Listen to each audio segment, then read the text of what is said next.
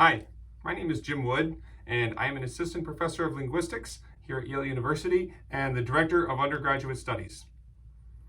So I'm going to be talking to you today about some of the course offerings that we have next year.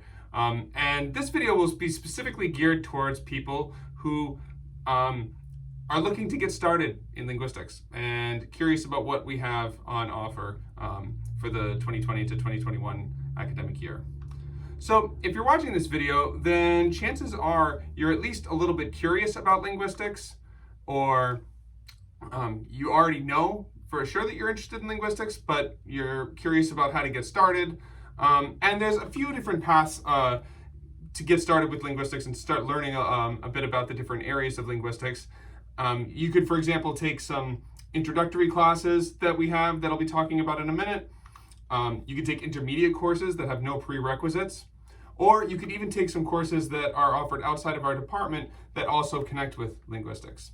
So in this video today, I'll be talking about the first two options, the introductory courses and intermediate courses that have no prerequisites.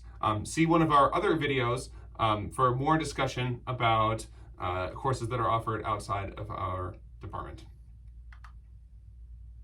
So, introductory courses with no prerequisites. In the fall this year, we'll be offering a number of such courses. The first one to mention is Linguistics 110, Ling 110. The first one to mention is Ling 110, Introduction to Linguistics.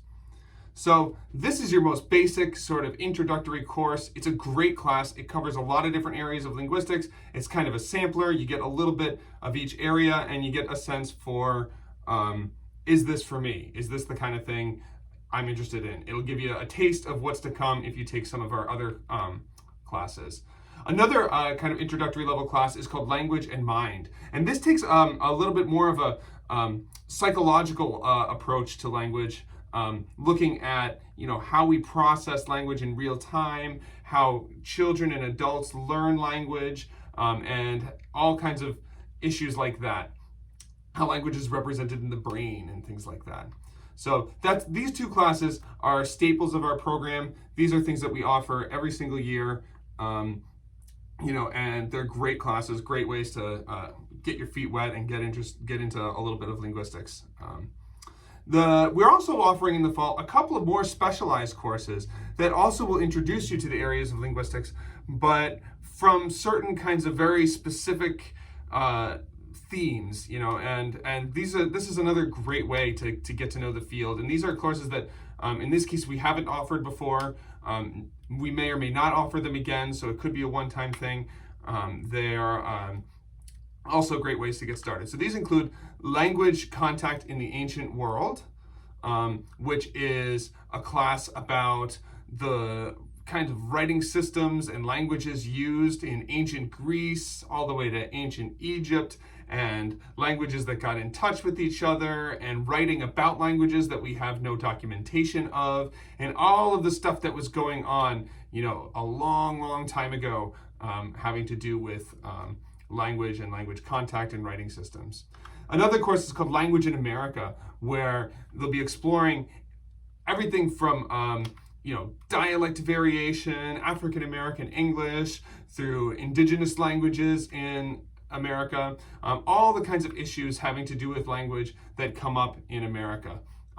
These two classes are also a great way to get introduced to the field and to do a little bit of linguistics and learn something, see if you're interested in taking more, or just for the sake of having a broad kind of education. In the spring, we have a couple of classes like that too, to keep in mind. One of them, Historical Linguistics, is a class that we also teach every year, and that introduces you to linguistics, but from the standpoint of language change, looking at how languages change over time, how languages used to be, how do we reconstruct what a language might have been like a long time ago, all kinds of issues like that. So that's a great class. That's a great way to get interested in the field. The other class that we're offering in the spring is called Cognitive Science of Language. This is probably the most direct sister kind of class to Introduction to Linguistics. It is a large lecture kind of class. A lot of people take it. It's really, really popular.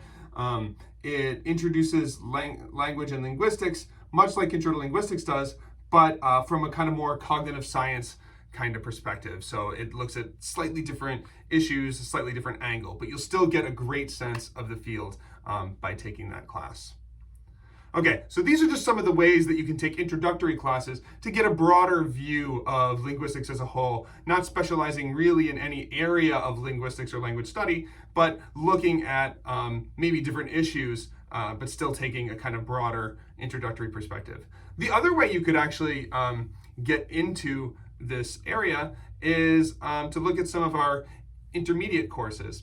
Now, these are courses that actually don't have any prerequisites. Many of our linguistics majors take them. In fact, some of them have to be taken if you're going to major in linguistics, but many people who take them who are not linguistics majors and are just kind of curious about that area. So you might take these classes just if you're interested, or if you already know something about it and you're interested, these classes are open to you as well. So this includes, in the fall, Syntax 1 and Semantics 1. Syntax is the study of how words combine into phrases, basically, and phrases combine into sentences. Things like word order, phrase structure. How do we put things together in English and in other languages? It's a great class. I'm a little bit biased here because syntax is a specialized area of mine, but it's a very popular class. People love it. If you're interested in syntax at all, feel free to check it out. The other one is equally great. Semantics 1 looks at the study of meaning. So how do we interpret all of those things that we put together in the syntax? It's a class that's very popular with especially people who are interested in philosophy of language and formal logic and things like that. It also counts as a quantitative reasoning credit because of its very precise kind of formal description that it uses throughout the course. In the spring, we have a couple of intermediate courses as well that you could take, including General Phonetics and Phonology 1. Those both have to do with the sound system, but they take slightly different kinds of angles. So phonetics is the study of the speech sounds themselves, how they're produced, how they're perceived, how do you move your tongue to make this particular kind of sound, what is the acoustic signal of that, all kinds of things like that. Phonology, on the other hand, is more focused on how languages arrange the different speech sounds into words and syllables and things like that. So it's a bit tricky because there's with a lot of these subfields, it's not like there's a strict borderline between them. It's a way of dividing the labor to focus things in classes and things like that. But one kind of simple way to put it is that phonetics might be interested in the fact that we have this ing sound at the end of a word like sing, so that ing sound. And in phonetics, you might study, how the tongue moves to make that sound, what the spectrogram looks like to look at the acoustic properties of that sound, and things like that. In phonology, you'd be more looking at the question of how that sound is used in different languages. So like the fact that English, for example, we can end words and syllables with that sound, but we don't begin words with that sound. We don't have any words that begin with the ing sound. And it's not because that's, particularly, it's not unthinkable. A lot of languages do begin words with that sound. It's just not a property of English to have that. So phonology would be looking at things like that. So these are just some ways that you can get introduced to linguistics, but through these more specialized kinds of subfields at the intermediate level. They're 200 level classes, but they don't have any prerequisites. If you're interested in the topic, you can feel free to check it out. So to summarize, there's really no one way to try out linguistics. There's a lot of different ways that you can check out and consider if you're interested in this area at all. If you're curious, then I would really encourage you to browse around, look at some course descriptions, ask questions, and find the path that's right for you. You can always reach out to me, Jim Wood, as the DUS or just as a faculty member here. You can also reach out to other faculty members, people teaching classes, and they would be happy to tell you more. So I look forward to your questions, and I hope this has been helpful.